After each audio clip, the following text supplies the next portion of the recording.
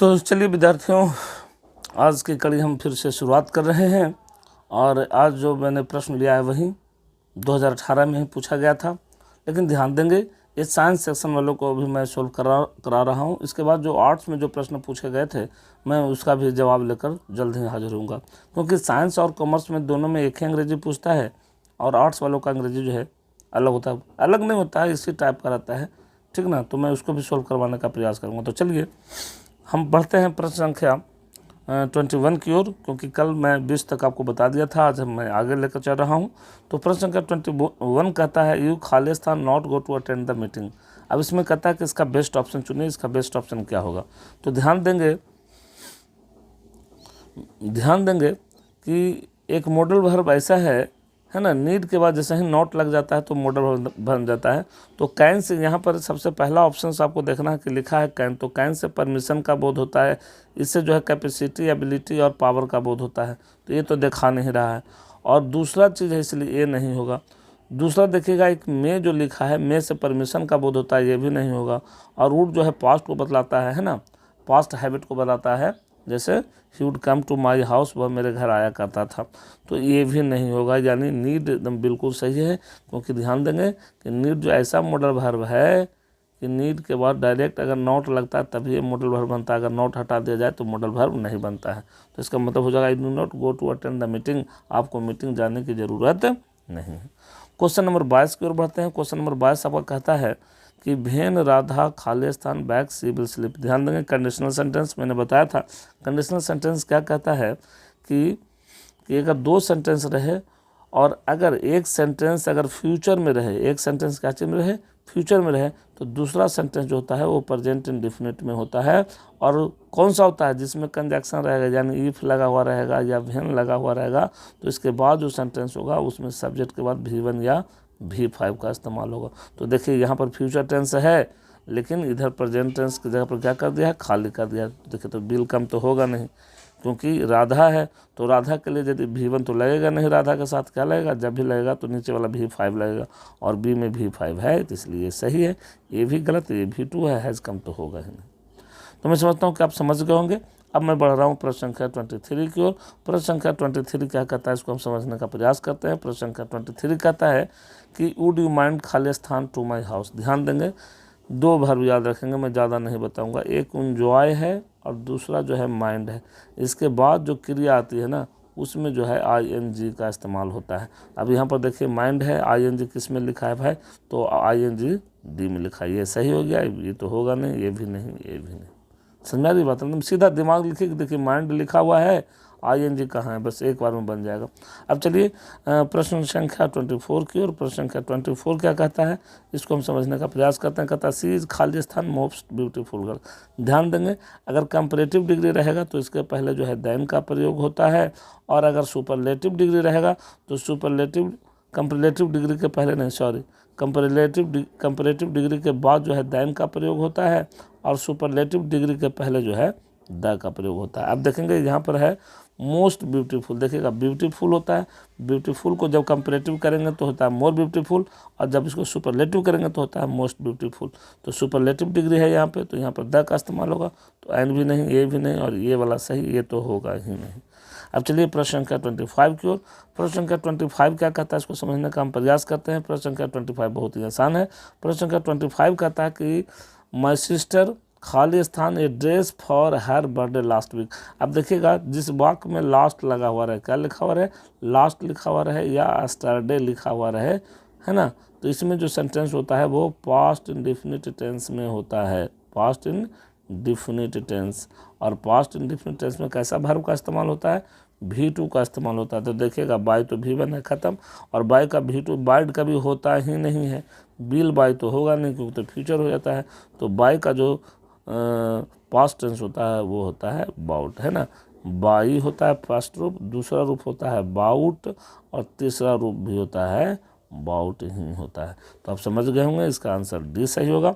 अब मैं पढ़ रहा हूँ प्रश्न संख्या 26 की ओर। प्रश्न संख्या 26 क्या कहता है, इसको हम समझने का प्रयास करते हैं। कहता Kamlesh has been Khalistan his house for a few days. ध्यान देंगे कि यदि वाक्य में लिखा हुआ रहेगा हैज़ बिन, क्या लिखा हुआ रहेगा, हैज बीन लिखा हुआ रहे या हैव बीन लिखा हुआ रहे, तो इसके बाद जो क्रिया आती है ना उसमें हमेशा ING का इस्तेमाल होता है। देखिएगा, तो रिपेयर्ड गलत हो गया, रिपेयरिंग बिल्कुल सही है, ये तो होगा नहीं, ये तो होगा नहीं, क्योंकि ऑप्शन तो एक ही है। क्वेश्चन नंबर 27 देखिएगा, फ्रेज है जिसका एक वर्ड है, लिख लीजिएगा, फेल फ्रॉम प्रीपोजिशनल फ्रेज है जिसका मतलब होता है किसी चीज़ से गिरना, किसी चीज़ से गिरना, ज़्यादा दिमाग नहीं लगाना है बस। तो देखिएगा फेल के बाद फ्रॉम लगता है, हमेशा रटा हुआ है ये, तो ये नहीं, ये नहीं, ये नहीं, कौन सा हो जाएगा, 27 का ये हो जाएगा। अब मैं बढ़ रहा हूँ प्रश्न संख्या 28 की ओर। प्रश्न संख्या 28 क्या कहता है, इसको हम लोग देख लेते हैं। प्रश्न संख्या 28 कहता है यू कैन डू इट, खाली स्थान, चूज द बेस्ट ऑप्शन। देखिए रिफ्लेक्सिव प्रोनाउन भरना है, तो ध्यान दीजिएगा, अगर सिंगुलर रहेगा आई है तो आई का रिफ्लेक्सिव प्रोनाउन होता है आई का माई सेल्फ, लेकिन बी रहेगा तो बी का होता है आवर, SELVS, यानी सिंगुलर में सेल्फ और प्लूरल रहेगा तो ये लगेगा। अब यू है तो यू का दो रिफ्लेक्सिव प्रोनाउन होता है, पहला तो होता है योर सेल्फ, क्योंकि ये सिंगुलर भी है और प्लूरल भी है, तो अब दूसरा होता है योर सेल्फ। अब देखिए किस में है भाई, तो यू है तो यू के लिए himself, her self, them self नहीं होगा, ये वाला ऑप्शन सही है, योर सेल्फ वाला।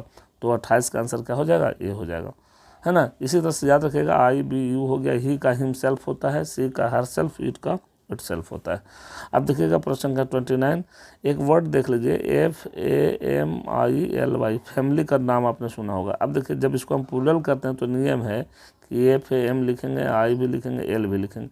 अगर बाई के पहले कॉन्सोनेंट रहता है तो बाई को आई में बदल के ES कर देते हैं, तब ये क्या हो जाता है, ये प्लूरल नाउन बन जाता है। तो फैमिली का प्लूरल बना है, तो देखिए किसका ऑप्शन सही है, शुरू वाला ऑप्शन ही सही है, बाकी जब एक सही है तो बाकी सब गलत हो जाएगा। प्रश्न संख्या 30 की ओर बढ़ते हैं। प्रश्न संख्या 30 क्या कहता है, इसको हम समझने का प्रयास करते हैं। तो याद रखिएगा प्रश्न संख्या 30 में दो वर्ड है अंग्रेजी का, एक लीव है, एक क्या है, लीव है, और दूसरा है स्टार्ट है। अगर ये दो शब्द के बाद लीव या स्टार्ट के बाद अगर फॉर लगा देते हैं तो इसका मतलब होता है प्रस्थान करना। क्या होता है, प्रस्थान करना। तो what time the bus start for है नहीं, लीव, देखिए स्टार्ट फॉर तो है ही नहीं, सब में लीव लिखा होता है, टू नहीं लगेगा, ये भी नहीं, ये भी नहीं, लीव के बाद हमेशा क्या लगता है, फॉर लगता है ना। यानी बस जो है सेंट्रल लंदन के लिए कब प्रस्थान करेगी। तो मैं समझता हूँ कि आप प्रश्न तो बना लिए होंगे। चलिए कुछ ट्रांसलेशन है उसको भी हम देखने का प्रयास करते हैं। तो सबसे पहला जो ट्रांसलेशन है वो है हमेशा सच बोलो। तो हमेशा सच बोलो है तो इसका अंग्रेजी क्या होगा, ध्यान दीजिए, हमेशा सच बोलो है तो इसको अंग्रेजी बनाएंगे तो हो जाएगा always, always speak the truth. क्यों होगा भाई, तो इसे ध्यान दीजिएगा, ये इम्परेटिव सेंटेंस है और इम्परेटिव सेंटेंस हमेशा V1 से चालू होता है, और यदि एडवर्ब रहेगा तो इसके पहले लग जाता है। अब कहता है जाड़े के बाद बसंत ऋतु आती है। तो सबसे पहले हम बनाएंगे कि बसंत ऋतु आती है, एकदम सबसे सिंपल है। तो ये प्रेजेंट इंडिफरेंट टेंस का वाक्य है। प्रेजेंट इंडिफरेंट में क्या लगता है, सबसे पहले देखिए राम खाता तो आप बनाते हैं ना राम इट्स, उसी तरह से तो बसंत का अंग्रेजी होता है स्प्रिंग, है ना। राम खाता है तो क्या बनाते थे, राम इट्स, तो यहाँ आना का अंग्रेजी होता है कम, तो यहाँ कर देंगे कम्स। और किसके बाद, जाड़ा के बाद है तो आफ्टर क्या लिखेंगे, विंटर लिख देंगे, आफ्टर विंटर होगा। अब आगे लिखा कि कल मेरी भेंट राजन से हुई, है ना, यानी मैं मिला, मेरा भेंट हुआ, तो मिलना का, भेंट होना का अंग्रेजी होता है मेट, और राजन का अंग्रेजी तो जानते होंगे, आई मेट राजन। और देखिए कल है तो यहाँ क्या हो जाएगा, एस्टरडे। अभी कुछ देर पहले भी मैंने बताया था, देखिए एस्टरडे रहने पर वाक्य में भी2 का इस्तेमाल होता है, भी2 का इस्तेमाल है, ये बिल्कुल ही सही है। अब देखते हैं नेक्स्ट प्रश्न क्या कर रहा है, इसको हम समझने का प्रयास करते हैं। नेक्स्ट प्रश्न कहता है कल मेरी भेंट राजन से। अगला जो प्रश्न है वो कहता है कि सच्चा मित्र संसार में दुर्लभ है। अब इसका अंग्रेजी होगा, ये फ्रेज है ना, a true friend is rare in the world. ये लोकोक्ति है, बहुत ही पॉपुलर लोकोक्ति है। ए ट्रू फ्रेंड, सच्चा मित्र हो गया, इज रेयर, दुर्लभ है दुनिया में, तो इन द वर्ल्ड हो जाएगा, in the world. A true friend is rare in the world. वह कई वर्षों से मेरे घर नहीं आया है। देखिए आया है प्रेजेंट परफेक्ट का है ना, प्रेजेंट परफेक्ट का स्ट्रक्चर होता है सब्जेक्ट के बाद हैज है प्लस V3। तो सबसे पहले सब्जेक्ट दे देंगे तो ही हो जाएगा, नहीं आया है ना, तो ही हैज़ हो जाएगा, नॉट कम, है ना, ही हैज़ नॉट कम होगा, और घर का अंग्रेजी होम होता है, कई वर्षों से तो फॉर हो जाएगा, उसके बाद लिख देंगे सेवरल ईयर्स, है ना। अब देखिए मैं आगे बढ़ रहा हूँ, आगे क्या कहता है कि वह एक अच्छा तैराक है। तो वह एक अच्छा तैराक है, तो इसका बहुत आसान सा ट्रांसलेशन है, इसका हो जाएगा ही इज ए गुड, और तैराक का अंग्रेजी होता है स्विमर, SWIMMER। और ये लास्ट प्रश्न कहता है कि भारत का इतिहास गौरवशाली है ना। तो भारत का इतिहास का अंग्रेजी होगा the history of India, the history of India is glorious. तो मेरे प्रिय विद्यार्थियों, आज के लिए बस इतना ही। इंतज़ार कीजिए हमारी अगली कड़ी का। तब तक के लिए गुड बाय, टेक केयर, नमस्कार।